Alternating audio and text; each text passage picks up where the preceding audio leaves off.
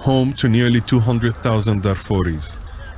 After 20 years of conflict, the camp has become a city, and 2 million people across the region have been displaced. We are one of the first international journalists to travel freely here in a decade. The world's attention may have shifted, but the memories of the conflict are still fresh here. Ilyas was 19 when he fled his burning home. In the morning he teaches, and in the afternoon he cuts hair to earn a bit of extra cash.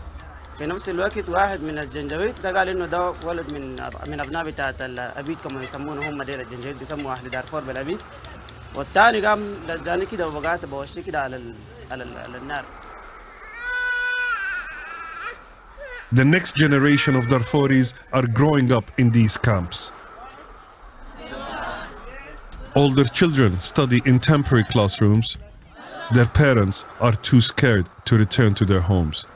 The government of Sudan wants these people to go back to their areas. It says it's safe enough. There's a peace process ongoing. People here have told me more than once that it's very difficult for them to move back to their homes when there is no security. The conflict in Darfur began in 2003, when ethnic African rebels took up arms against Omar al-Bashir's Arab-dominated government. Bashir responded by arming local militias known as the Janjaweed. They burned villages and killed anyone that got in their way. Local sheikhs say their lands are still occupied by settlers brought in from neighboring countries. For them, putting Bashir on trial is not enough. So Muhammad Yahya here is telling me that although there had been a shift in Khartoum, the people who were overseeing the genocide and the ethnic cleansing are at the helm of power in this country, and that the new prime minister, although he's visited a government-controlled area, he hasn't come to visit people who are affected, like the people here in Kalma. Peacekeepers patrolled the lanes of Kalma, but not for long. In November, the UN withdrew most of its troops from South Darfur, leaving just 200 to patrol an area the size of England. They planned to pull out completely within a year. This UN base was meant to be transformed into a new university campus.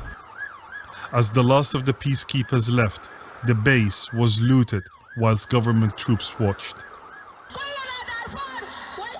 The suffering in Darfur was a central rallying cry of the protesters during the 5-month revolution that ousted Bashir last April.